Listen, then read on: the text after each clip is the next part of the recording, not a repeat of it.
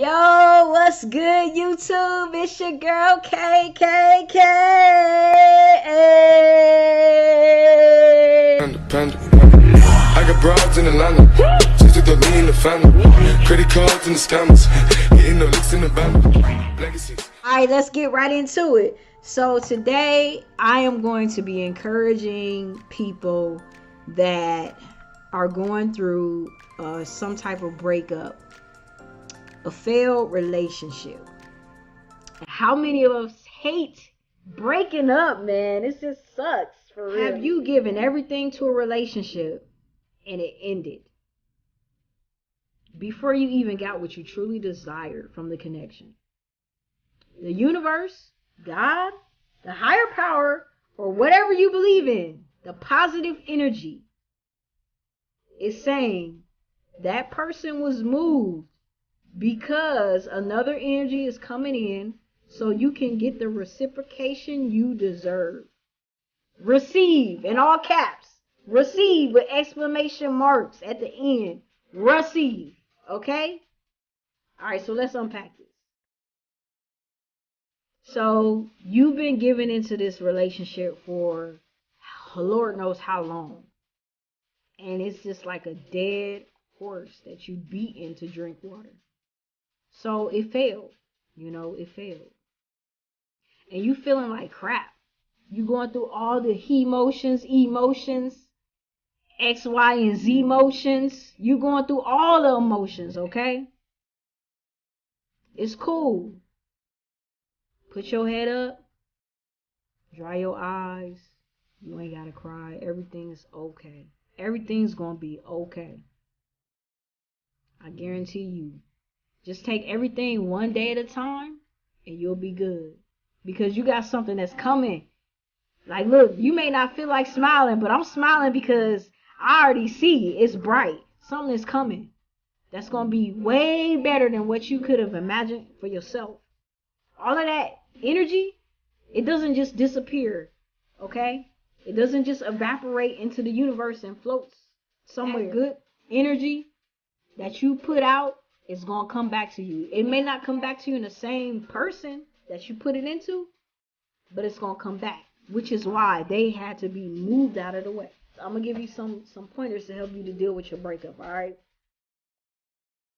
So, number one, this is important. Accept the failure, okay? This is hard sometimes. When somebody leaves us, it takes everything in us to not chase after that person, especially if we still love them. Like, it takes everything in us to not call them, to not text them, to not try to show up at their house, to not try to reason with them when they already done made their mind up. Okay? But accept the failure. As soon as you accept the failure, the sooner you can work on everything else so that you can put yourself in alignment to receive the better thing that's coming. Alright? Number two. This is big. We live in a time and an age and in a generation where everybody is like, I ain't got feelings. I ain't got feelings. I don't have no emotions. No, F love. I ain't got no feelings. I ain't got no feelings. I ain't got no emotions. Everybody just acting like they don't have emotions. Come on now. We're all born with raw emotions, okay? So, yeah, we all have emotions. We like to hide them. We like to act like they don't exist. Maybe we're like one of them ostriches. Let me just stick my head in the sand and act like my heart isn't beating. And maybe I won't feel anything. Does that work? No, it doesn't. You know what happens? We say we don't feel nothing, and guess what? Then we go get drunk. Then we go have sex with this person. Then we go look for the next high. Then we go do all this crazy stuff because guess what? We can't shut our feelings up. Our feelings are still screaming, even though they're silently screaming, and they're screaming very silently loud. You understand what I'm saying? No, you probably don't. But that's how that's how it sounds when people say, I ain't got no emotions. Let yourself emote. Allow yourself to grieve. Go somewhere by yourself, to the park, to the beach, somewhere pretty. Go somewhere where some flowers is at if you like flowers. Like the Park of Roses. Look it up. Go somewhere. Let yourself feel the burden of the pain. Scream, cry. Join a kickboxing class and beat the shit. But just allow yourself to grieve. It's okay. Let yourself cry.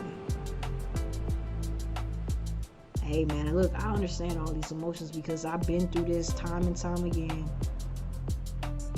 where I'm just feeling emotional because I got my heart broken, because I had so many expectations that ended up being nothing. But guess what? That pain that you're trying to run from, don't run from it. Let yourself feel it, because that pain is not your enemy. It's a tool to help you to change. That's what pain is for. The pain, when you feel pain, it's because it's time to go to the next level, your greater self. Okay? All right, number 3, reflect on what you contributed to the failure. All right? Sometimes it's completely not your fault. Sometimes it's just that other person, they was just crazy or messed up or had too many things going on, had another situation going on, and they was like the deuces, or you was like the deuces because you found out. But there's always 2 people in the situation. So look at the things that you did wrong that you can improve for yourself. If you have insecurities, jealousies, if you're abusive or toxic, have any kind of toxic behaviors, look at those things and see where you went wrong in the situation. This is not about the other person. This is about you reflecting on the woman or the man in the mirror, looking at what you did wrong. Okay? Number 4, this right here is A1. This will help you in any situation, any kind of situation where you feeling down or you lost out. This will help you right here. Focus on self-improvement, building yourself back up. Yo, I can't stress this enough. When you start to love yourself with the love that you're so burning and desirous to give to another person, do you know how your life changes, yo? Your life completely changes. You know what? You start realizing all this time you've been looking for love and all these people, and the love was right there the whole time, and it's you, baby. You the love of your life. Seriously, you start realizing that you are the love of your life. And from that realization, you start looking better, feeling better. You start taking care of yourself, doing stuff for yourself that you never did before. You start glowing. Like seriously.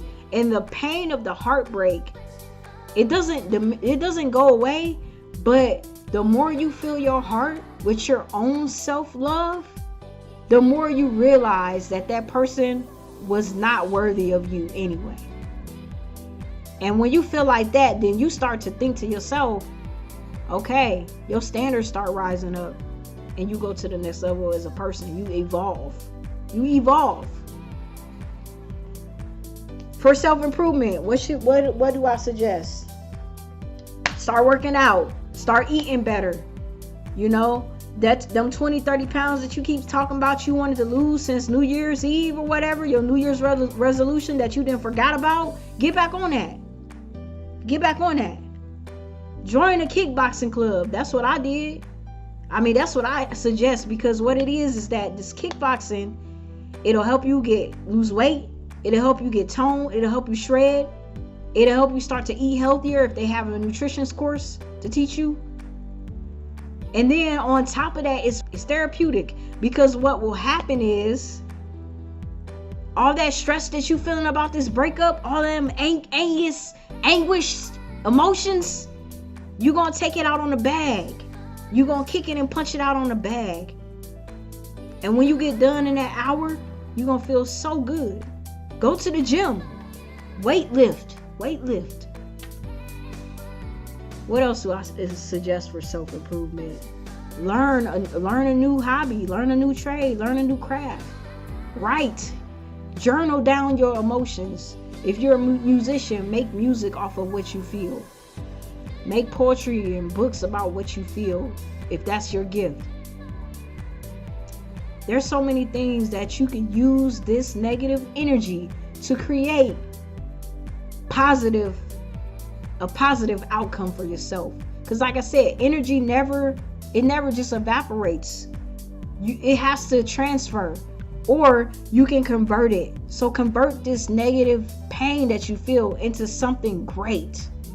This is a gift in disguise. It's a blessing in disguise, y'all. It's a blessing in disguise. All right, number 5. Like I said before, this ties in with also self-improvement.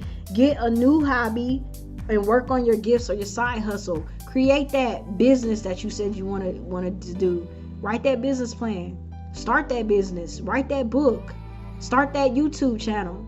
Start that reading channel. You know, whatever it is that is a part of you that you were wanting to do before, go back to it. Sometimes when you're in a relationship, you get sidetracked. You lose yourself.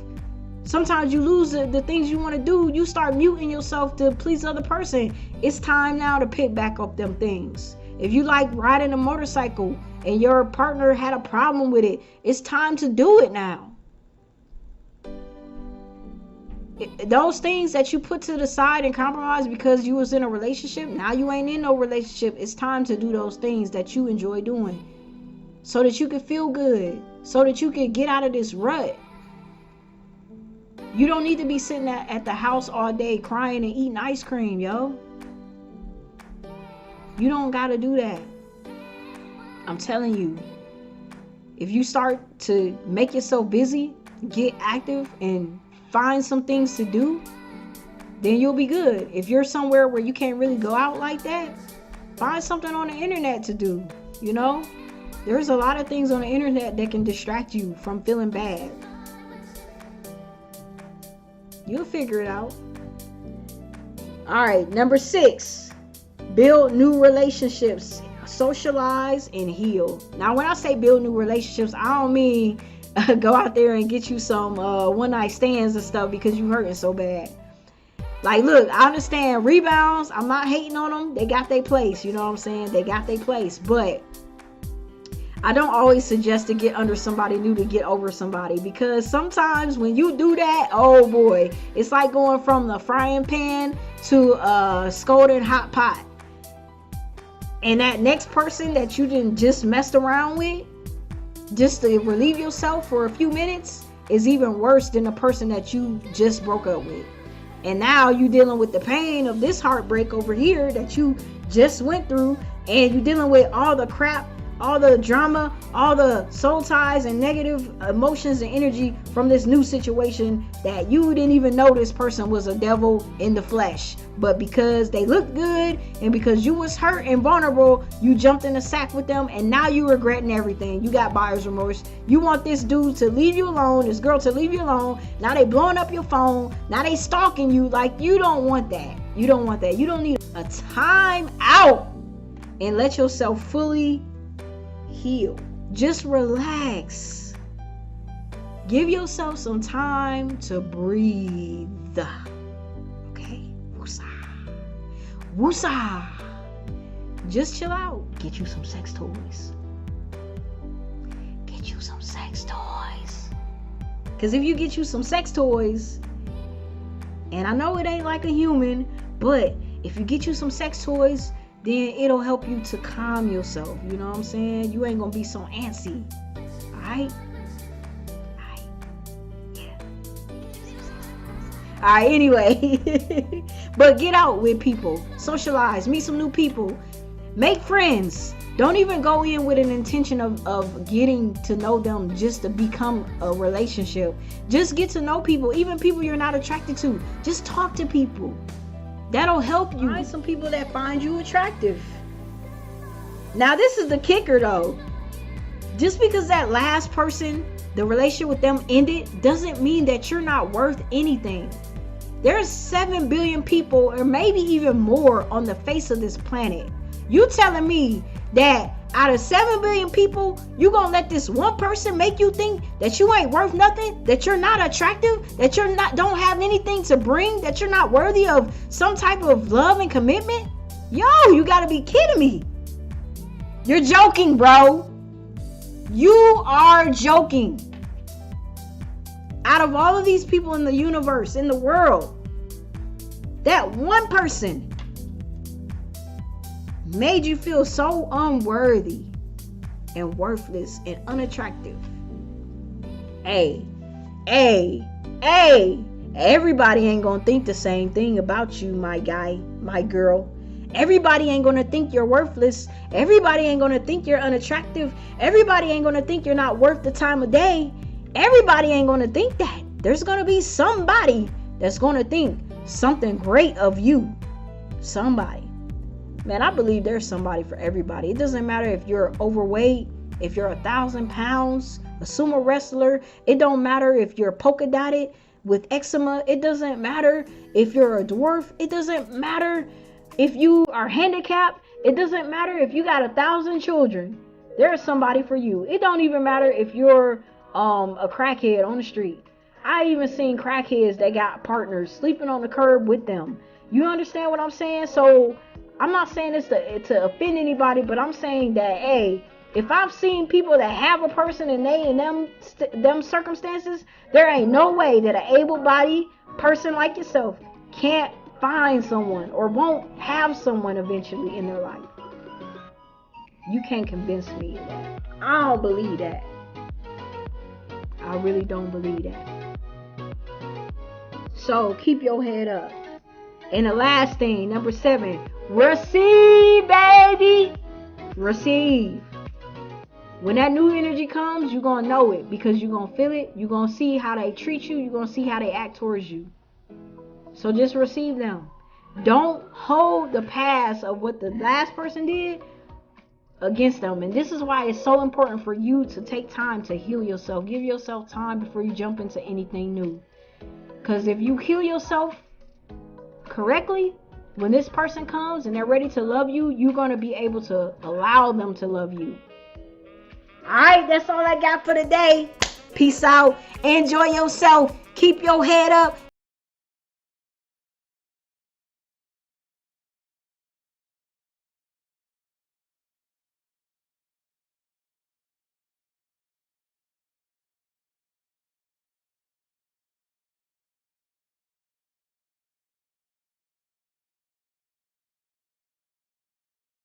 Yo, what's good, YouTube? So today we're going to be touching on a very serious topic that affects many people when it comes to mental health, emotional, and relationships. We're going to talk about a narcissist. Now, what is a narcissist? A narcissist? No. What is a narcissist? By definition, a narcissist is a person with a personality disorder. It's one of several different types of personality disorders. It is a mental condition in which people have an inflated sense of their own importance, a deep need for excessive attention and admiration, troubled relationships, and a lack of empathy for others. But behind this mask of extreme confidence lies a fragile self-esteem that's vulnerable to the slightest criticism. That's what a narcissist is. Like I said, it's a mental condition and it's a personality disorder. So, how do you know who is a narcissist and who's not? Honestly, by time. Time will tell you. One things that I can tell you this is that the main way to point out a narcissist is not just because of a person's confidence. It's because of the person's lack of empathy, the lack of ability to sympathize with other people's issues, emotional reactions, emotional issues. Yeah, that's how you know you're dealing with a narcissist. So, what attracts you to a narcissist? Well, it's simple, really.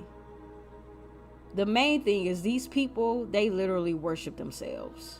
So that being said, it's not just that they have confidence. They worship themselves. So they look good as hell. A narcissist will look like $1,000,000 to the eye of anybody. That's the number one thing that attracts you. Also, narcissist people are very charismatic. They have a lot of charisma. They're very charming. They know how to say the right things. They know how to do the right things and to play the role. But what you don't see coming is the destruction that lies behind the relationships when they get you hooked in a cycle. What do I mean by hooked? Y'all, look, I did a 3-year relationship with a narcissist, and I had to go to therapy after that, and I went for 3 years. I'm just going to tell you this, that a narcissist not only destroys your self-esteem, not only will they have you doubting yourself, your mind, your own intuition, the things that you see, they'll have you to the point where your soul doesn't even have any worth in it anymore. You will lose yourself completely with a narcissist in a relationship. I see so many things on Facebook and social media talking about narcissists or asking about advice on how to date a narcissist. And I'm going to just say this. There is no way how. You just run from them because there's no way to date them. You want to be destroyed?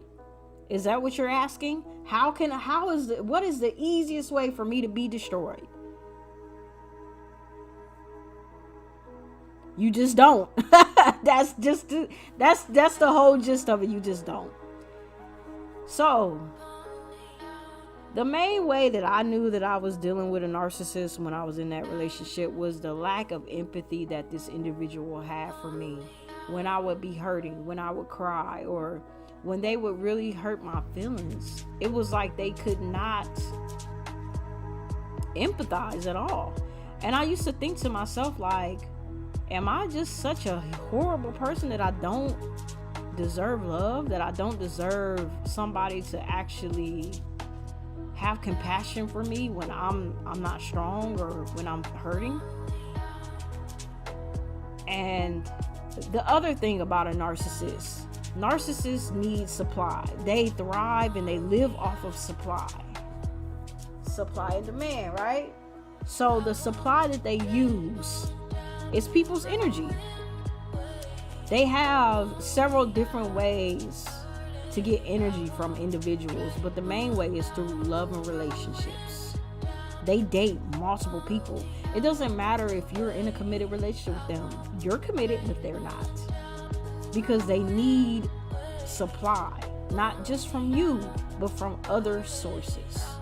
So a narcissist will always be lying about their whereabouts, lying to you, telling you everything you need to hear, saying that you're the only one.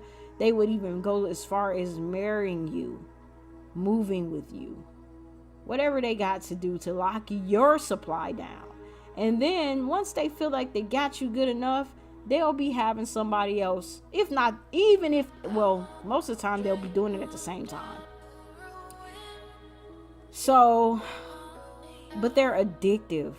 And the reason why narcissists are so addictive is because they bring you so high. They can make you feel like $1 million. And then when you realize it's all just a game, it's all a facade, you come crashing down. But what does that do for the narcissist? They don't feel bad about hurting your feelings. They don't feel bad about lying to you, bringing you so high and then making you crash down. Hell no. Why would they feel bad? You're just an energy supply to them. You're not a person. They mentally, their minds, like their brains, this is why they say it's a mental condition. Their brains does not react to empathy. So if they cry, if they try to act like they care, it's just an act.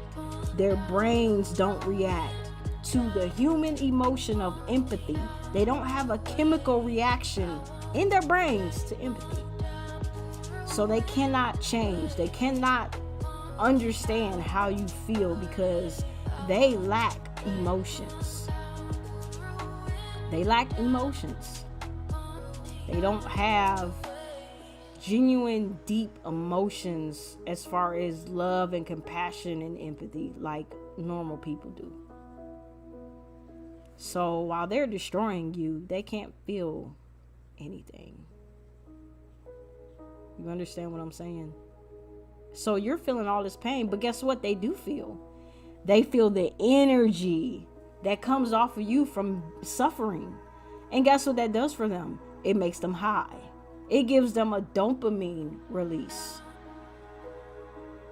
I'm trying to tell y'all, these narcissists, this is not something that is cute. It's not something that you want to be in. Literally, there's people that suffer for many, many years after dating narcissists. They suffer with mental and psychological and emotional distress, PTSD, all types of things. They can't receive love the same way. Like, love and trust means something different after you come out of a relationship with a narcissist. It makes you to not want to love and trust anybody, because a narcissist use those things to destroy you. They use your love and they use your trust to destroy you, and they do it on purpose. Understand what I'm saying? They are doing it on purpose because they cannot feel emotions, but they can feel your energy. And when you go high and you go low, they receive a dopamine high off of that. And that's why they keep doing it. They're never going to stop cheating on you. They're never going to stop lying to you. They're never going to stop promising you things and not giving it to you on purpose. They're never going to stop trying to gain control over you just because it gives them a high.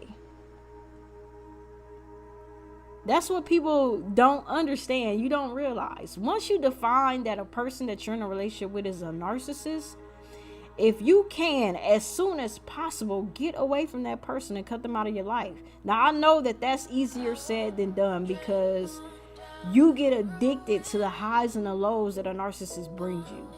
You get addicted to it. You get addicted to that unhealthy cycle of them apologizing to you, being all sweet to you, and bringing you up on this high, making crazy love to you. A narcissist is good in bed. Trust me, most of them are good in bed. It's all a package deal just to keep you hooked. They are a drug. The narcissist is a drug. They are addictive. So, I said all that to say, I don't know who I'm talking to today, but if you are in a relationship with a narcissist, seek help. My number one thing is leave. You may not be able to leave today or tomorrow, but plan an exit strategy and don't tell them. Because the thing is, how can you tell a narcissist you're leaving? You can't tell them. You're their slave. You're their emotional supply. They depend on you for energy. You have to ghost those type of people. And even after you do that, they will always be hovering for you. They will always be waiting, unless they've dismissed you. Now, narcissists do discard the people that they date, only to pick you back up again, because it gives them a high to reject you. They're doing all these things because it makes them feel inflated, and that's what they're all about. They're all about inflation. The inflation of self-importance. They look down on you like you ain't shit, because to them you're not. You're just energy. That's all you are. You're an energy source. They're an energy vampire, and they're sucking your life force out of you because they can, and because you're allowing them to. Now, when I came out of this 3-year relationship with a narcissist, I lost everything. I didn't have anything. The things that I had before, I lost it because it was all about this person. I lost my place. I lost finances. I lost relationships with family. You know, I lost a lot. And I allowed that to happen because I was so focused on pleasing this person and doing things for this person that I lost myself at the end. That was the worst thing. I lost myself. But after some time, and it's taken me years to get back to this point to where I am healthy in a mentally and emotional way. And I'm not saying that I'm 100%, that I don't need any extra work. I am still working on things within myself that I need work on. You know, I still have issues that I need to work on. But I'm in a way better place than I was. I actually do have self-love and self-confidence in a way that I haven't had when I was in that relationship, and especially when I got out of that relationship. I really lost my confidence in myself. I couldn't see anything good in me because a narcissist made me to the point that I didn't see my own value, that I doubted my own intuition, I doubted my own feelings, because this person had lied to me so much and I had trusted their words so much to the point where I could see the truth in front of me about them, but it's like I didn't want to see it because I didn't want to believe that they would do me like that because of the high dopamine release that I was getting from this individual. It blinded me because they were my drug. So I just want everybody to know that you go through things in life to help other people. Sometimes it's not even just about you. It's about the people behind you that you'll reach and touch. And I am grateful for that experience. I'm not happy about it, but I'm grateful that I went through that so that I can talk to you today and let you know what a narcissist is, what they do, what are the tactics, how they will put you in a third party situation where you have somebody and then they'll have somebody else. Yeah, they will put you in a third party situation on purpose to make you feel some type of way. And then they'll discard you for a new supply on purpose to make you feel some type of way. And then eventually, after you've gone through all this stuff, they'll try to come back to you. Or they'll put you in, they'll go between you and that other person back and forth. Whatever you allow. But the power is in you. You have the power to say no to this situation and put a stop to the cycle. Will it be easy? Hell no, it's not going to be easy. Will you have withdrawals from this person emotionally, physically, mentally, sexually? Yes, you will. But if you take one step at a time, eventually you will get to the point where you will not need them at all. And you'll be much better off with yourself, with your own peace, with your own love.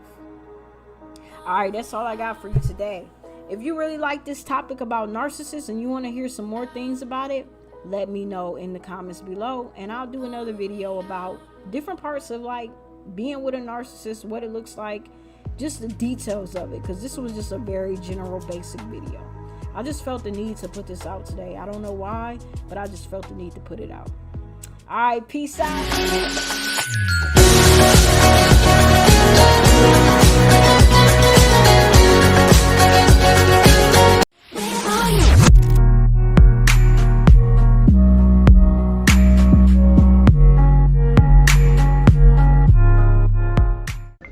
What's good, YouTube? It's your girl Kay, and I'm here with another video for you. And guess what? I have a surprise for you today. Hey, so check it out. I ordered 10 different flavors of the Bolden Samyang spicy noodles to do the spicy noodle challenge. So just the other day, like I said, I was in the hood and I was at this hair supply store, and the store had these Bolden Samyang spicy noodles, the original, right? So I tried those. They were really good, but they were really, really spicy. Like I couldn't hardly even get through the whole pack. So for some reason, I just thought maybe I should just try all the other flavors and see which one I can actually bear to take. Okay, so the original one was way too spicy for me. I felt like it was good. It had a great flavor, but I almost did not make it through the whole bowl. So I decided to punish myself even more. So here are the flavors that I have, and we're gonna randomly choose one. I got, what's this, kimchi? I love kimchi. I love kimchi, y'all. Kimchi. Jajang? Jang? I don't know how to say it right, but I got that one. This is the regular spicy noodle. So this is not going to be in the pick for today. Sorry, guys. I'm not going to eat that 2 days in a row. I got the 2 times spicy. Yo, the 1 time spicy was a lot. I don't know if I could do the 2 times spicy.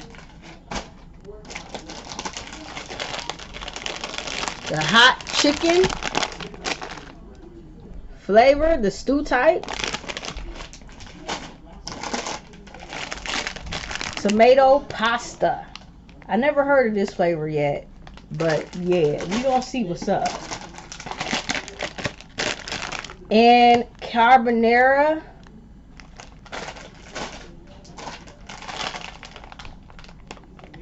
Cheese.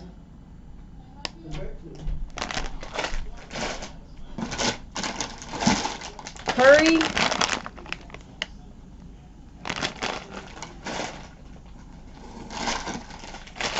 And corn. We gonna see, out of all of these ones that I just mentioned to y'all,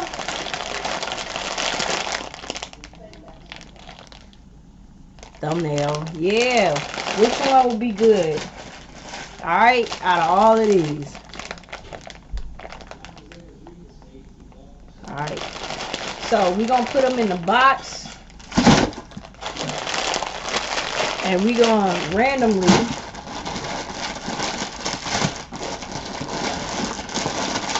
choose. All right. So here we go.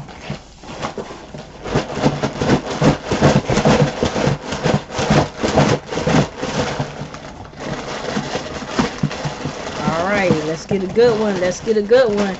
Next time I'm gonna put a blindfold on.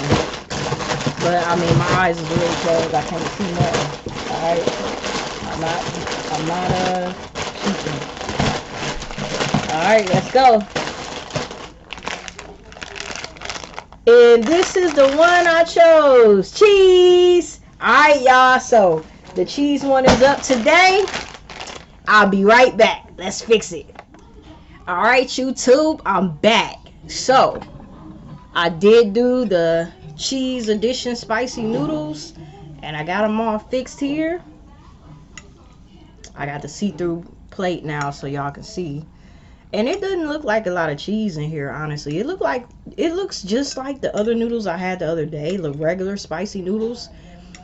And like they just added some cheese on top of it. So hopefully it's just not as bad. But I did, what else I got back here? Oh, okay. So yeah, Melaleuca strawberry shake. It really helped me yesterday when I was doing this. Challenge, so I got this again, definitely.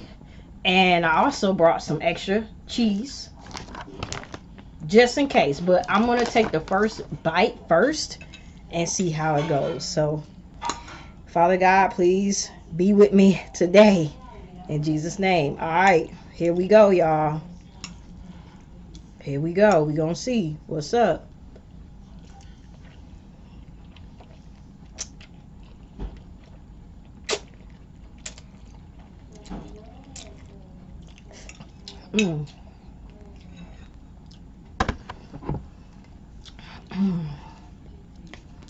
That ain't that bad.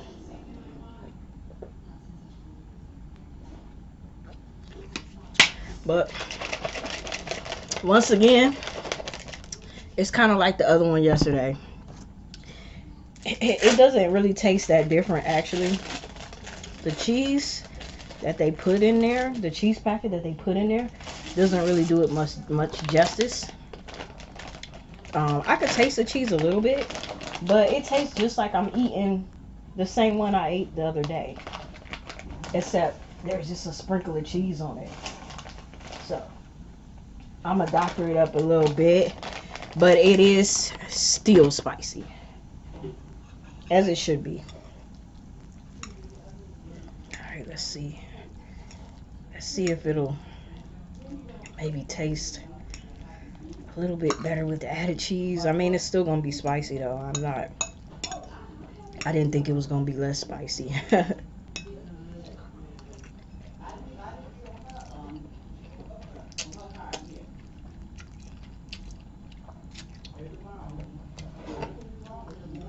It does taste good with the cheese. But it's hot.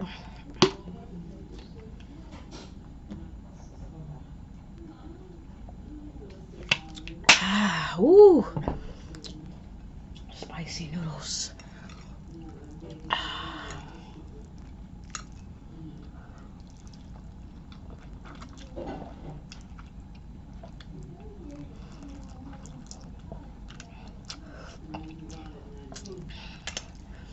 Whew. Ain't gonna be much talking, y'all. I gotta concentrate on the way my mouth feeling.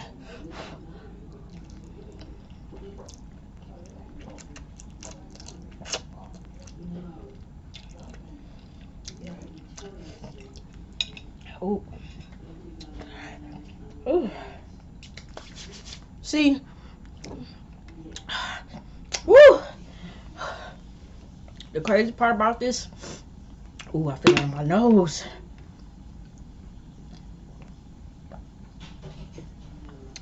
Y'all, send nudes. Send nudes, but not spicy nudes. Crazy part about it is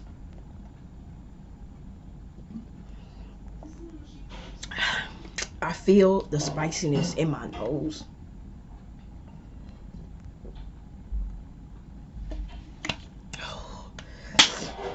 Oh, oh, it's burning my lip, y'all.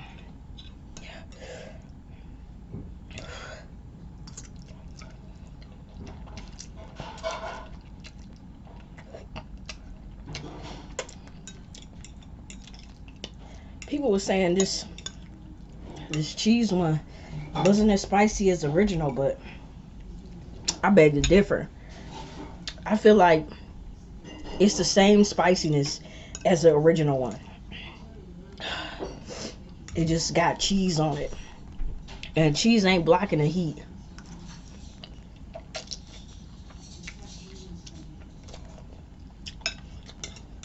Not to me, it ain't. The tricky part about these spicy hot noodles is that, oh, my hands got the Holy Ghost, y'all. That's that fire. But anyway, like I said, the tricky part about these noodles is that they really taste great. They taste excellent. It's the spicy part that's hard to continue to eat it. But they taste good. They just hot as hell. Whew.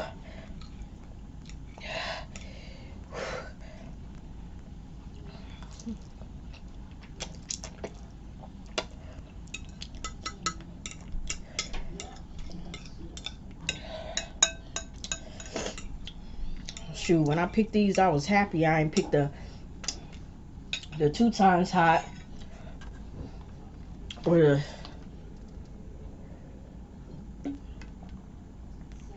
but it ain't no different.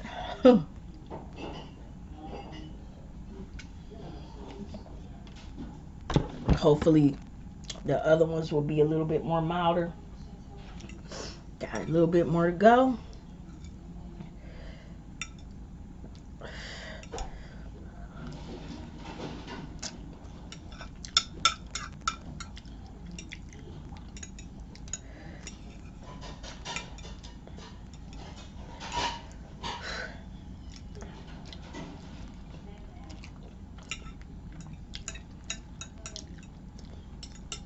I don't see how somebody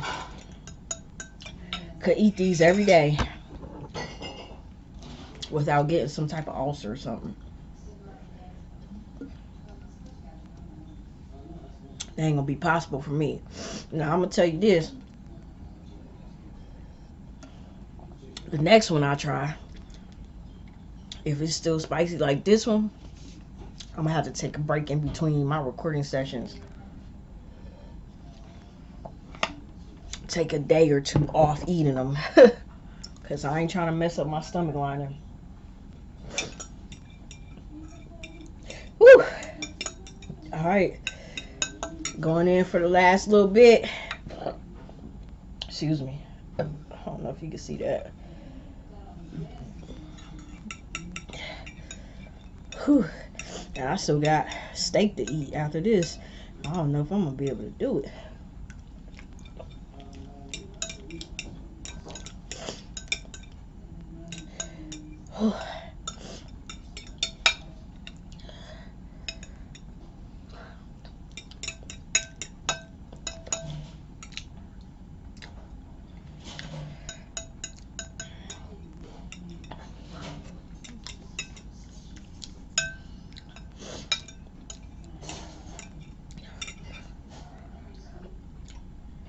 Mm.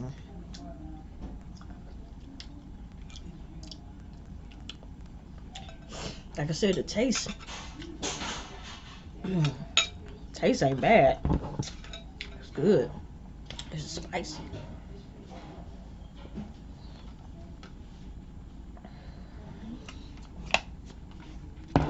Ugh. Alright, y'all, lick the bowl or not.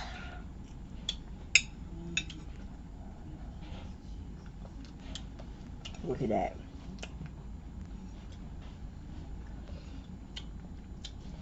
Cleaning that plate right in the middle. Alright, that's enough. Woo! Whew. So that's done. Took me almost 10 minutes that time. Alright, y'all. So basically, it was the same spiciness as the regular.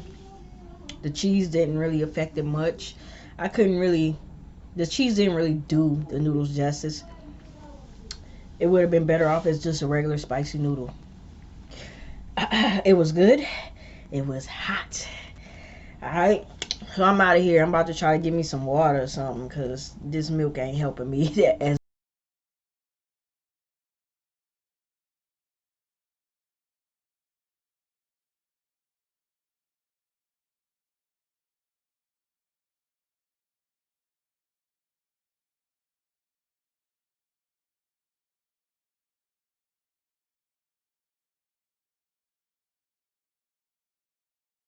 What's good, YouTube? Here with Encourage Evolution. It's your girl, KKKK, here with another book review. Hey. So today, we are going to be reviewing one of my favorite artists, hands down. Some of y'all may have never heard of him, but that's because you ain't in the loop. This dude right here, his name is Lecrae. I got his book, I Am Restored, recently. And literally, it took me like, I would say maybe 3 days to read this book. This book was a really good read. He jumps into this book talking about things that a lot of people are not really comfortable talking about. You know what I'm saying? But before we jump into that, let's read what the book says about Lecrae, okay? I Am Restored is the heartbreaking yet liberating journey that led award-winning artist, movement maker, and best-selling author Lecrae to face the buried wounds of his past: sexual abuse, physical trauma, addiction, and depression. For the first time in this gut-honest memoir, Lecrae shares the vulnerable moments in his childhood and his remarkable career that set him on a path to wholeness. Man, I'm telling you, this book goes in. With transformational yet simple steps you can apply today, Lecrae shares the practices he uses in his daily life for mental, emotional, and spiritual health. In powerful prose, he gives an unflinching look at the personal and public spaces that sadly hurt us so often: culture, politics, family, church, personal failure, and reminds us that letting go and forgiving is the birthplace for the life of creativity and freedom God has for us. I Am Restored is an inspiring charge to embrace the lasting healing available to us now and that we all desperately long for, because no matter what you've experienced, God is near. He hears and He's not done with you yet. Recognized as the first artist to have an album debut at #1 for both the Billboard 200 and the gospel chart simultaneously, rapper and activist Lecrae is one of the most important voices of our time. In addition to earning accolades and multiple Grammy Awards for his musical talent, he has gained international respect for his socially conscious advocacy work, speaking directly to some of the most important conversations facing our nation and world. From suicide prevention and mental health awareness to racial justice and police brutality, Lecrae continues to thoughtfully engage culture, following up a memorable breakthrough spoken word performance at the BET Hip Hop Awards in 2016 with the New York Times best-selling biography Unashamed in 2017. Now, that was his first book, and of course, I read it, but I don't have it right now, so later on, I'm going to be doing a book review on that. All right? His ninth album and accompanying documentary Restoration features artists across all genres, including John Legend, Kirk Franklin, and YK Osiris. His work is fueled by building bridges, changing narratives, and empowering the disenfranchised to restore the dignity of those on the margins and to catalyze change. Lecrae resides in Atlanta, Georgia with his wife and 3 children. So that's a little bit about Lecrae. Now, I'm going to say that this book right here really, really rocked me because I could see myself in the story. Meaning that me and Lecrae, we don't have the same like sin natures, or we don't have like the same things that cause us to feel as if we've if we've gone through a personal failure. Okay? But the thing about it is that the honesty that he has demonstrated in his book, and also just the confession of like where he was at different times of his walk with Christ, it just spoke to me because, like I said, I've gone through a whole bunch, like as far as me being a Christian and me being who I am. Like, it's just been a back and forth thing with this whole walk. Like, sometimes I'm up, sometimes I'm down, sometimes I'm all around, sometimes I really don't know what I'm doing next. And it's just been interesting. Like, I'll share more about my story in the next video, but like I said, I don't want to take the light away from the book. But anyway, this book really, really touched me personally because I've been through a lot of the things that he's talking about. Like, he talked about a time where with his faith that he was going through, like, he didn't really know if he was believing or not. Like, he was on the brink of like kind of being agnostic in a way because of the things that he went through, because of the pains that he had felt in his walk with Christ. The other thing that he talked about in his book was sexual abuse, physical abuse, different things like emotional abuse. Now, I can resonate with some of those parts, some of those hurting parts that he's exposing. I could definitely relate. And so I'm going to read you a few things that really stuck out to me in this book. Now, the first thing that he talks about is his childhood wounds. So check this out. This is the first part of the chapter. At the end of the book, Unashamed, I had arrived. Well, not really, but that's probably what some people believe when they read it. Maybe it's how I felt when I wrote it. It's easy to hear the story of that period of my life and believe that I had reached the pinnacle of my life and career. Sure, I had experienced life difficulties during childhood and stared down at the reality of abuse. I had encountered critics and detractors from my attempts to adjust who I was reaching with my artistry. I hadn't fully faced myself yet. I had answered questions about my ministry authentically and artistically legitimately. So I thought. My songs were being played on mainstream radio stations. I had connections in the very spheres I felt I had been called to. I had won countless awards, peaking with the coveted Grammy. I had it all, right? That's how it looked from the outside. By all accounts, I was doing well, at the top of my game and ready to reach new heights. Even those who had been at the peak of their professions gave me acknowledgement and respect, but something was happening. An uncontrollable shift was taking place in my life and threatened to derail all the greatness I had achieved. All the awards and accolades can't hide the weakness of the heart. I was broken. No, I am still broken.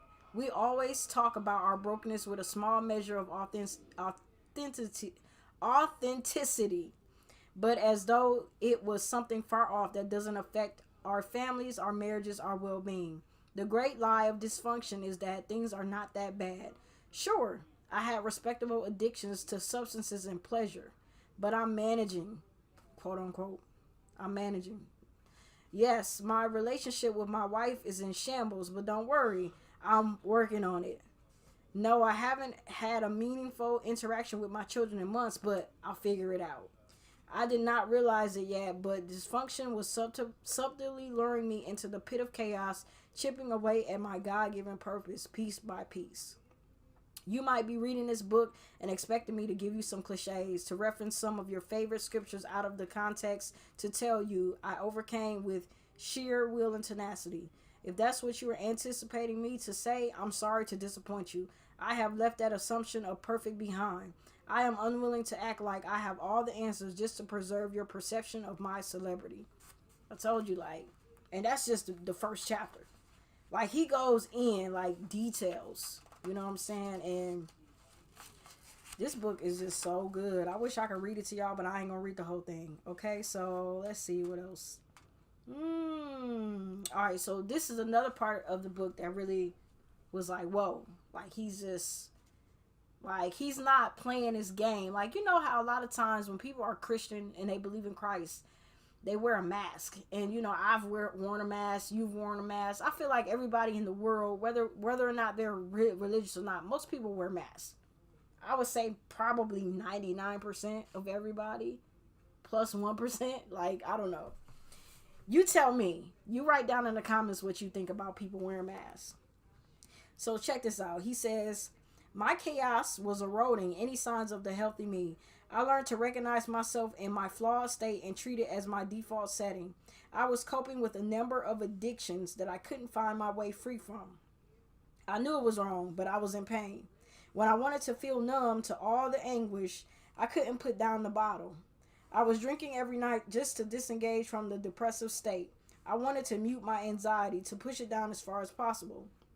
It's one thing to have a few drinks, but I couldn't stop there. I went from functioning buzzed to getting full on drunk with frightening ease. When the depression was at its height, I would drink incessantly, not even worrying about what the consequences would be. When alcohol wouldn't work, I turned to pills. The pills were supposed to help alleviate the symptoms of depression and anxiety. They were designed to make me feel better, but that wasn't working. I was popping the pills like candy, thinking they would stop the conflict in my mind. I would have bursts of hedonism, temporarily giving myself to all the forbidden fruits of my platform. At times, a mixture of the pills and alcohol led to a severe lack of judgment and numbness. Hedonism. What is hedonism?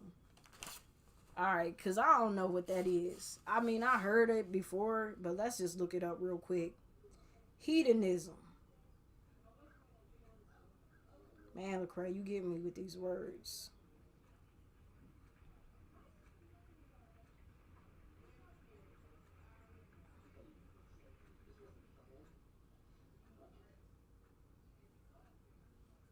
Hedonism, the pursuit of pleasure, sensual self-indulgence. That's what it means. Philosophy, the ethical theory that pleasure in a sense of satisfaction of desire is the highest good and proper aim of human life. That's what it means. So anyway, basically he said he was just going all out. You know, he was going in even though he was a celebrity. And a lot of times I feel like, especially as a person who's of faith, like Christian celebrities, we think that because they're Christian and they're celebrities that they're perfect, and they're not. And the thing about it is, we all fall short of the glory of God. We've all sinned. We've all messed up. We've all done all these different things.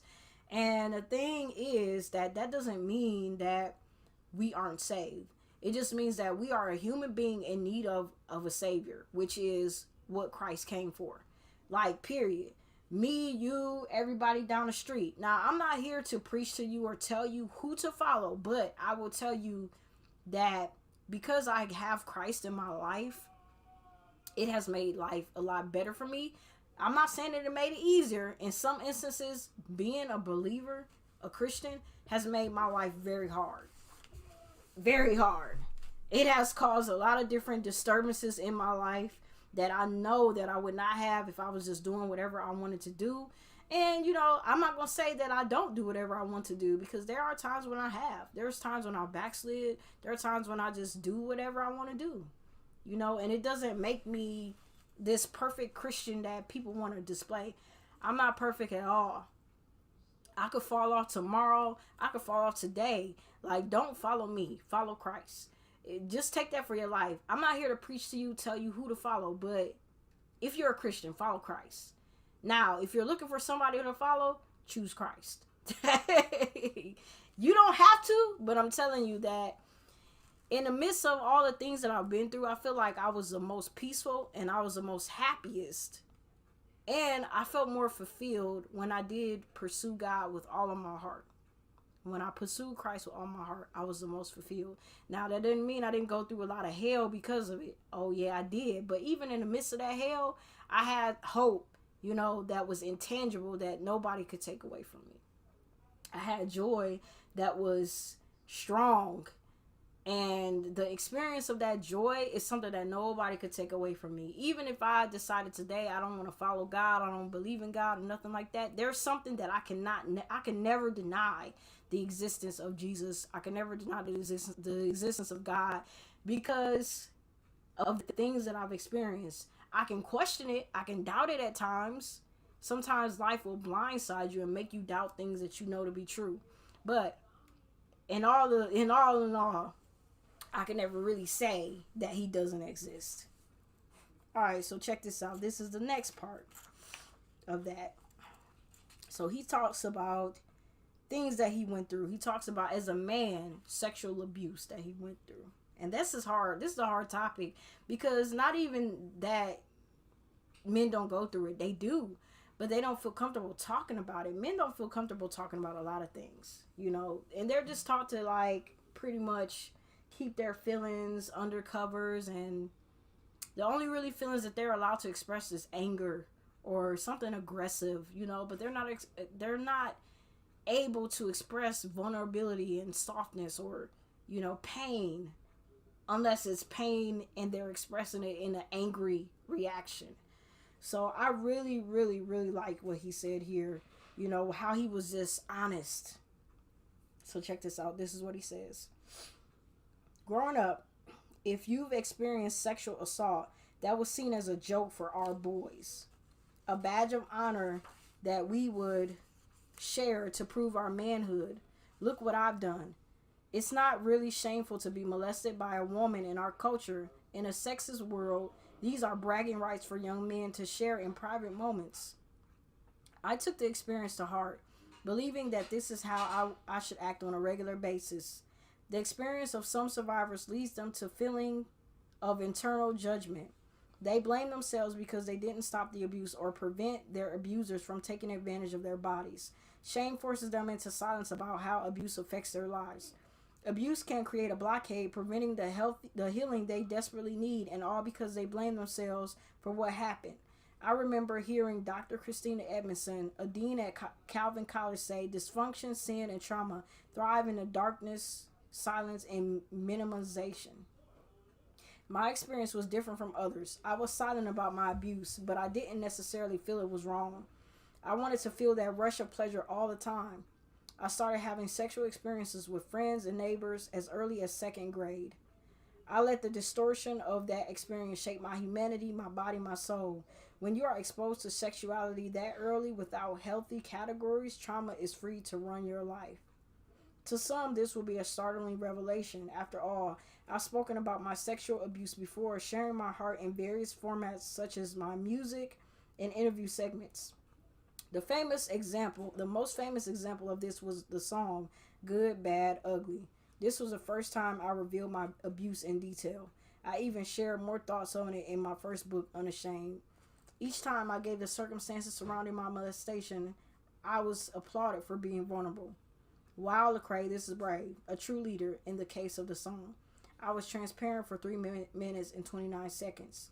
It is true that a survivor sharing their story is a powerful moment of freedom that they are not required to share. Most people can't comprehend how significant it is when survivors, especially black men, share their stories. But my vulnerability was hollow. I only shared what happened because I assumed it would be liberating for my audience. Sharing my story was for the benefit of others rather than my own personal healing. Healing for years, I never even knew what that felt like. I was a public figure, a professional artist, a record label owner, a husband, a father, the leader of a movement, and yet I didn't know what it felt like to walk in healing. Man, that's so true. You know what I'm saying? Like, it doesn't really matter where you are in life. You could be going through a lot of different things, and people don't even know if you won't even open up and share. But all in all, like, Lecrae really shared a lot of deep things in this book, and I wish I could just keep on reading and keep on reading, because I would. But my time is up.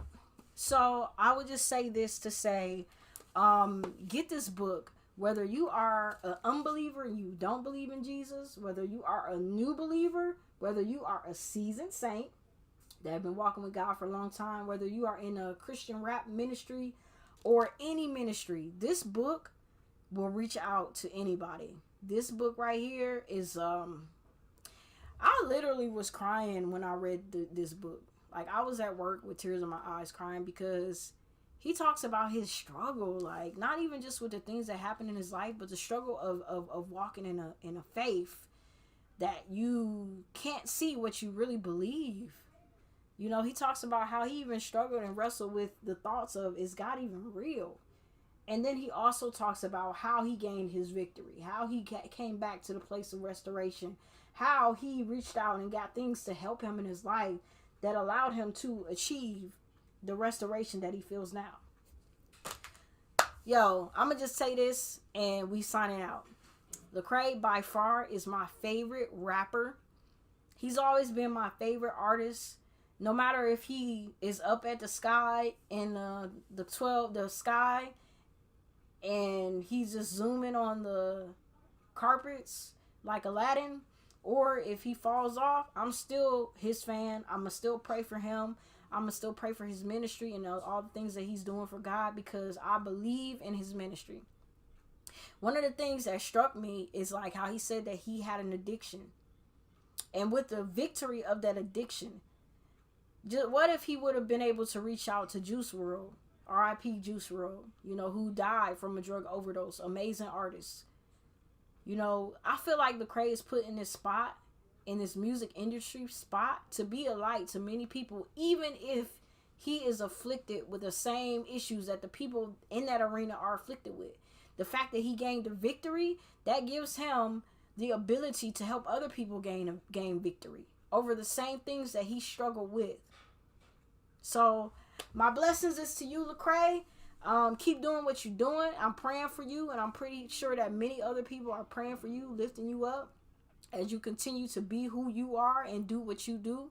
And I just want to say to anybody, this video touched you, go ahead, like, subscribe, share the video with whoever you want to, whoever you think it will impact. Get the book, support. And yeah, be encouraged. Peace out. It's your girl Kay. Ay.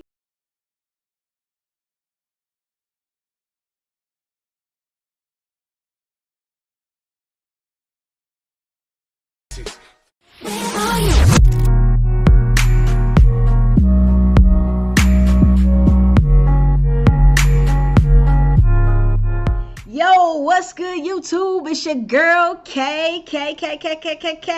I'm here back with another video.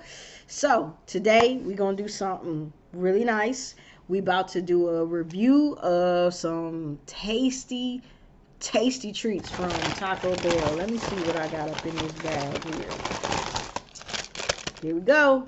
So today we are going to be reviewing quesalupa, a beef quesalupa, a cheesy gordita crunch, beef soft taco, and yeah, that's it. Yep. Now, quesalupa. I never had a quesalupa. It's supposed to be some type of quesadilla and chalupa mixed together, I guess. That's what a quesalupa is. Hold on real quick. I gotta take my vitamin real quick. I went to my doctor's, man. They said I had really super low counts of vitamin D. That's what they said. So, yeah, that's some weird. Like, when I looked it up on the internet, it was saying that basically having a low counts of vitamin D means that you haven't been exposed to it enough. So I was like, I kept on looking and searching online, and I realized that I could just go outside. But I've been on quarantine on and off since this whole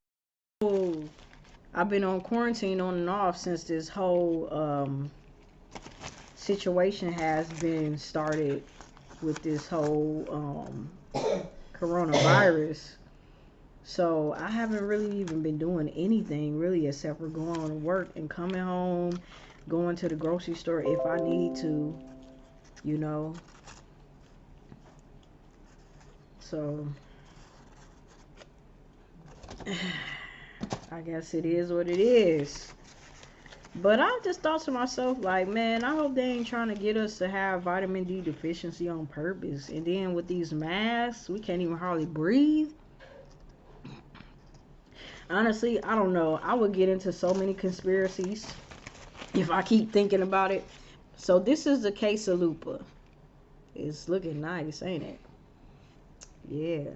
So anyway, I would get into so many conspiracies if I keep on thinking about that.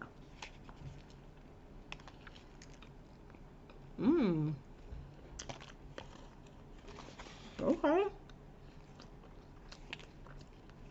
This ain't bad.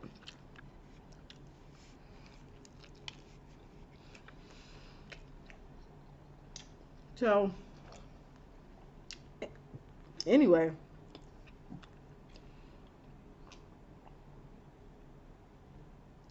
recently I read this book called A Pale White Horse, World Depopulation.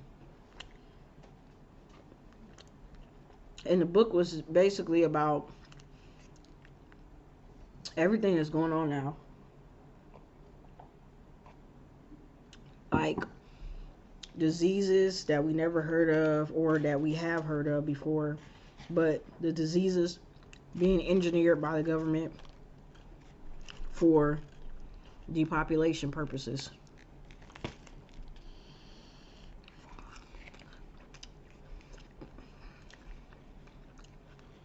I know people don't like to think about those type of things, but I really believe that that's what's happening, to be honest. I feel like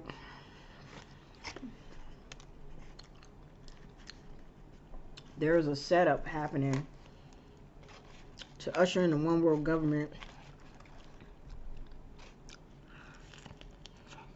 and population has to be controlled and decreased.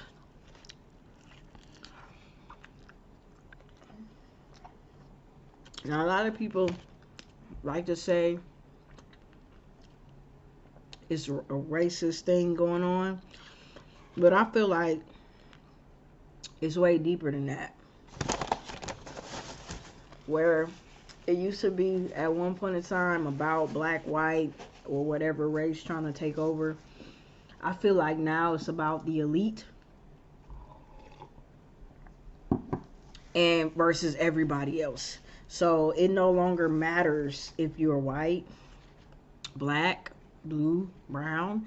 If you are not an elitist, a globalist, then yeah, you are a target for depopulation. Doesn't matter your race no more.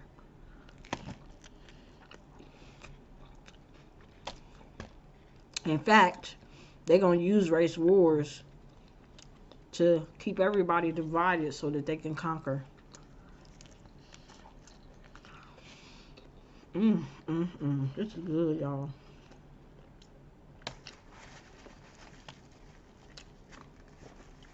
How do I know all this? I've been reading, paying attention to stuff.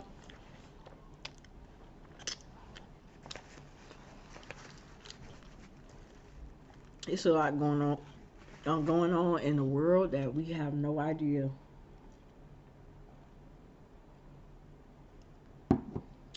We have no idea, y'all.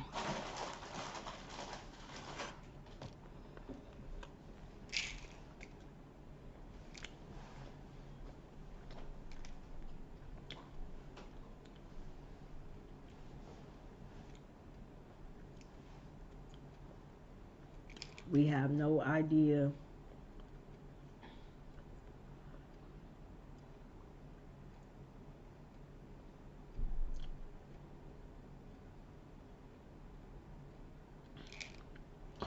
About what's going on in the world.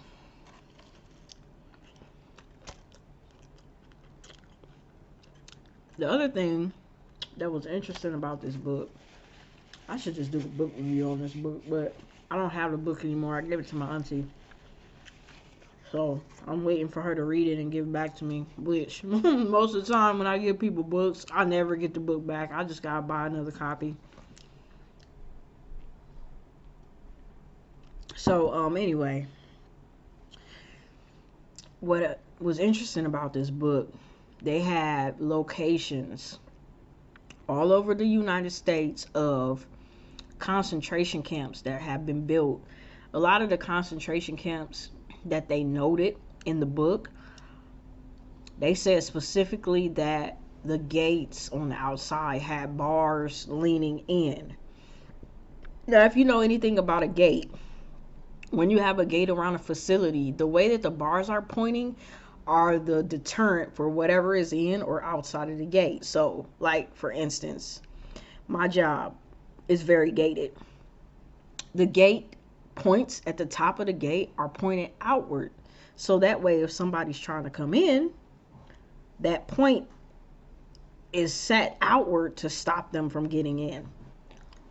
Now, if you were at a facility, say like a jail or something, they may have gates, but the points are leaning inward to deter whatever is in there from getting out. Okay? So they said that the concentration camps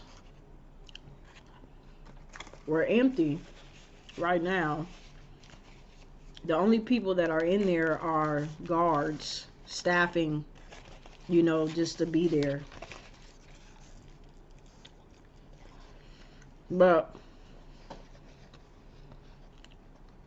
the gate is pointing towards the inward. So whatever's in there is not supposed to get out.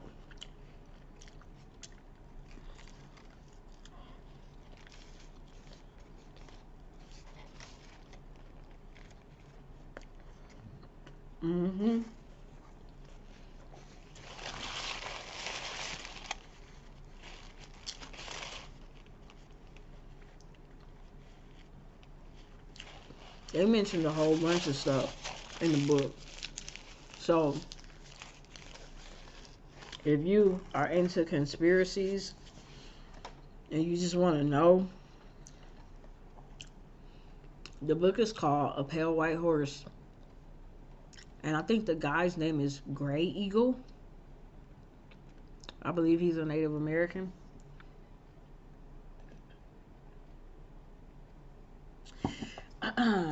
Well, that cheesy chalupa quesalupa was good. What's next? Cheesy gordita. Alright, let's see what we're working with on this cheesy gordita. So this is the cheesy gordita. It's got a little soft taco outside, but a crunchy taco in the inside. See? Now this looking sloppy, but it do be tasting good though. So let's just see what's up. Where my hot sauce? Need my hot sauce.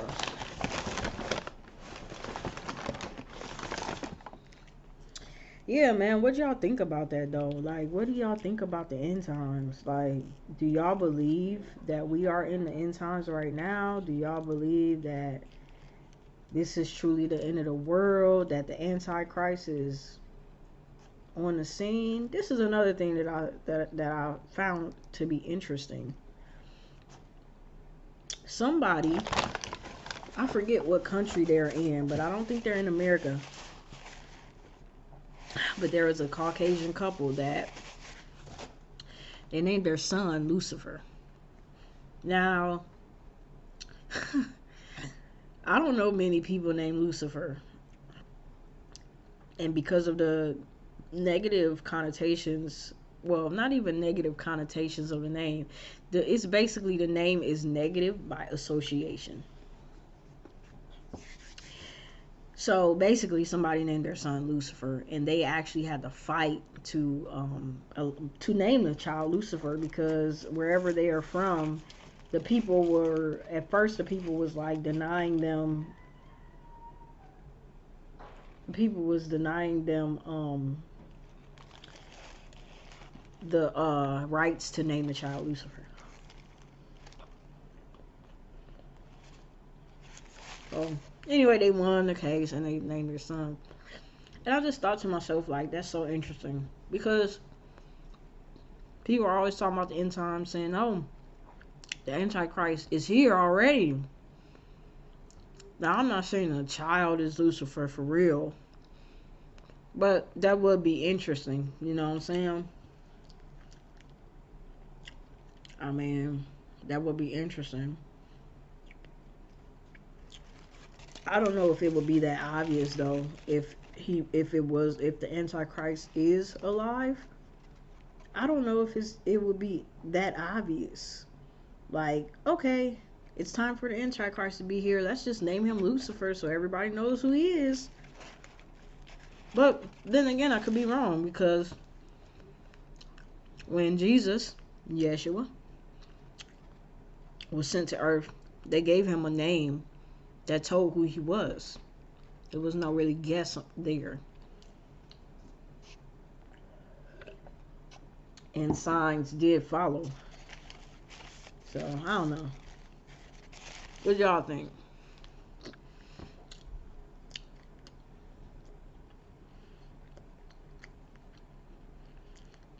Now, this is one thing I'll tell you. I'm not a super religious person like I used to be.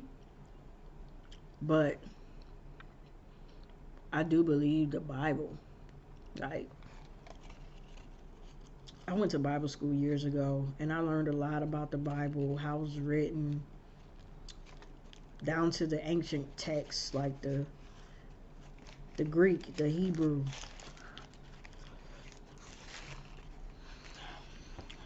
I read about the Codex Sinaiticus, the Codex Vaticanus, the 7 codices, all that. I studied it for years, and so regardless of where my life went, because I had a real interesting life. Like, my life has been really interesting. Sometimes it's boring. But as far as my journey with spirituality and God, my life has been so interesting. Like, I'm a very prophetic person. Sometimes I have premonitions. Sometimes I have dreams that are prophetic in nature. And it's not coming from me. I know that it's not coming from me, because there is no way that a mere human being, can see the future. But I have premonitions sometimes. and have had them before. And I do talk about that and mention spirituality in the book in my chapter that I wrote. Okay. But said all that to say is I'm not extremely religious anymore. I'm more like spiritual. I do still believe in Christ. I do still believe in God, but I don't really go to church that much. I don't preach. I don't believe that I'm supposed to tell people what to do and how to live their life. But I do believe the Bible. Now, there have been times where, even though I believe the Bible, that I've lived completely opposite of what I know to be true or what I believe, because I just go with how I feel, my heart feels, or whatever. But I will say this is that I do believe in revelation in the end times and all that stuff. And it's scary to me.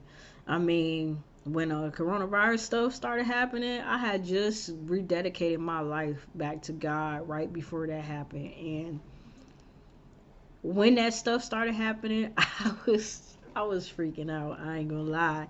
I was like, yo, it's time for me to get right back with God. And when I say that, I'm not saying that I was running to a church, but I was trying to get right. Look, y'all, I ain't gonna even cap. Ain't no way I could eat this whole gordita. I'm done eating that gordita. But that quesalupa, was good. The gordita is good. All right, let me take a bite of this soft taco real quick because I'm already kind of chunky. I don't need to be eating too much. So, as far as mukbanging and all that, y'all gonna have to mukbang to another mukbanger because I'm not about to put on these pounds. You feel me? I'm gonna eat in moderation because I am working on my diet. I just gotta keep it real with y'all. I believe in being real. If you like it, if you don't like it, I'm sorry about that. I just gotta be real. Alright, I'm gonna take some few bites of this because I feel myself getting hungry and I'm not about to keep eating.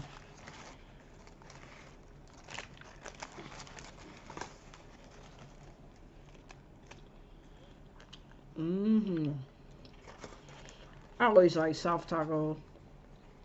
Even if I only get a soft taco from Taco Bell, I'm happy. But anyway, ooh, I want to share this with y'all too. Yo, you don't know what these is? Anybody that loves barbecue ripples, these are the barbecue ripple cheese nibs. If you can see the barbecue, you see the little red specks? Yeah. Oh, so perfect. Mm-hmm.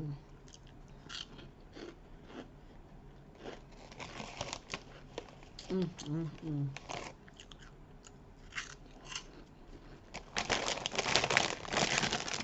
I give these a 10 out of 10, y'all. Yeah. Man, I'm telling you. This right here is good too. Hey, these are my favorite candies. So, if you ever want to surprise me, I love these. Alright, back to the soft taco. So anyway, there's just been a lot of stuff happening, especially like Bill Gates. It's just been interesting and scary to see some of the things he says. Like, I literally saw a TED Talk with Bill Gates, and he basically said that in order for us to stop global warming, we would have to bring the population down to almost zero. And then he said that vaccinations would decrease the population by 15%. This was on the TED Talk that he said this. And Robert F. Kennedy was exposing him on Instagram or Twitter. I'm not sure which one, but I think it was Instagram. He was exposing Bill Gates for decreasing population in countries like India, different countries in Africa, by his vaccinations, and also contributing to people becoming sterile. I know that they said one vaccination that he did, it was like a polio vaccination, and it made people become sterile.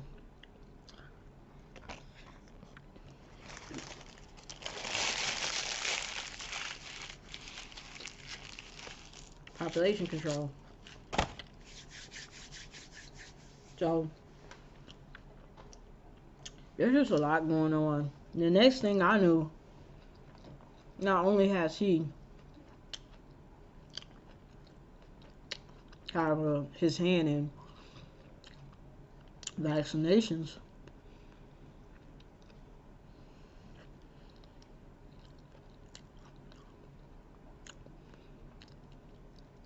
he also bought a lot of farmland, and he was suggesting for people to eat more vegetarian meat or synthetic beef. You know, that's what he was saying. He was telling people to eat more like Impossible. Well, not necessarily the Impossible Whopper, but he was basically saying eat meat that's not really meat. Whether it's genetically engineered meat or vegetarian meat. I don't know. All I know is that I've been creeped out by Bill Gates ever since he said that stuff about population going down to zero and decreasing the population by 15% with vaccinations. I've been kind of creeped out by him since that day. And since that day, I don't know. I don't know how to feel about it. Excuse me. I don't know how I feel about him. I don't know how to feel about the things he says. I just completely have backed off from him. Because I'm just like, you want to kill me. I thought we were friends. Yeah. Yeah. Maybe not. I mean, I didn't think we were friends, but I'm just like, well, you created, all of this internet stuff, and I like internet stuff. I like technology, and so you're a smart guy, and so, but I never knew that you were thinking of mass murdering people. I can't rock with you no more. That's how I felt, you know what I'm saying? There's so much more that I could say, but I'm not going to. All I gotta say is, like, we just need to be alert and really preparing for the worst. Like, I don't want to scare nobody, but I really honestly feel like if you can start to grow your own food, then you should. I know that it sounds contradictory because you just saw me scarf down some tacos from Taco Bell in a quesalupa, but to be honest, that's what I'm kind of feeling. You know what I'm saying? Like, it's just a lot going on, and we can't even be too certain. And then this whole giving out of the stimulus checks, hey, I ain't complaining. I love money, but I feel like they're just doing that so that they could switch us over to an electronic version of money. They could be like, oh, it's a money shortage because of all of this stimulus has been given out. You know what I'm saying? Or that money may not even amount to anything. This is the other thing that I thought about too. And then after I say this, I'm going to go ahead and let you guys give me some feedback. The other thing I thought about too is in the midst of this coronavirus, for whatever reason, we randomly, I don't know if it was a random thing, but all of a sudden we had another branch of the military called the Space Force. And when I went to the Space Force website on Instagram, I noticed that they were saying on the Space Force that we are going to have people stationed on celestial bodies. So basically, there are going to be military bases, outer space, on different planets. So I thought to myself, in the middle of this coronavirus, in the middle of a pandemic, why in the world do we have a Space Force? It makes no sense. Why would we have a government branch that deals with outer space in the middle of a pandemic worldwide? Why would we not focus on Earth? And the thing about it is, I just start thinking, and I'm like, what if we are under attack by aliens somehow? Because I don't know, man, just something about, they were saying like we're gonna be outer space monitoring satellites, but the thing of it is like, why would we be outer space monitoring satellites? That really doesn't make sense to me. Does that make sense to you? How many years have we had satellites and we never had a Space Force? Does that make sense? Nah, it's something else going on, and we really don't know what it is, because they ain't saying. But I feel like there's a lot more to the story.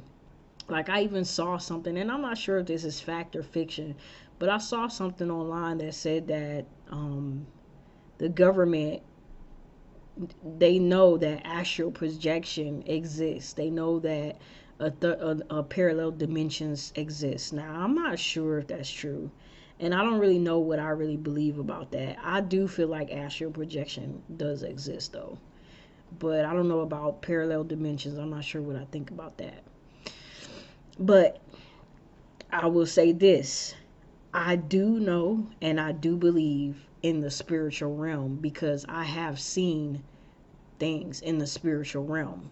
I have heard things in the spiritual realm. Sometimes I have dreams and I see the spiritual realm open up to me. And I know that sounds crazy. I know you probably thinking I'm crazy, but I'm telling you that everybody can't see these things. You have to be awakened spiritually, either by your third eye or by the Holy Spirit, whichever one you want to call it. But yeah, man, I think there is a lot of mysteries in this existence, in this life, in Earth, that we just have to seek out. And some of the things, I don't know if we would want to, and I don't know if it would be good to seek them out, but it's good to have knowledge, you know? It's good to find out things. Some people rather stay asleep. They rather stay asleep. But life truly is like the Matrix. If you guys ever seen the Matrix, life is like that. Like, literally, you could take the red pill or the blue pill, and at the end of the day, are you going to live your life and become a battery at the end? Because that's all you would be, is a battery. Somebody that just put their energy into this society, and then you die and you don't really have anything to your name but what energy you put into the society as a whole. Or you could stand out, become Neo, and actually have a name and actually make a difference in the world. Even though you might be an unsung hero, to somebody you will matter. You know what I'm saying? So those are all my thoughts for right now. I know you probably think I'm crazy. You're probably like, I ain't never gonna talk to her again or listen to her stuff. Look, that's fine. But if you're still here and you're listening to me and you like what I said, or you're intrigued and you want to have more conversations and videos about conspiracies and just different things, then like and subscribe and put a comment below and let me know what you think. Until then, I will be talking to you later. Peace.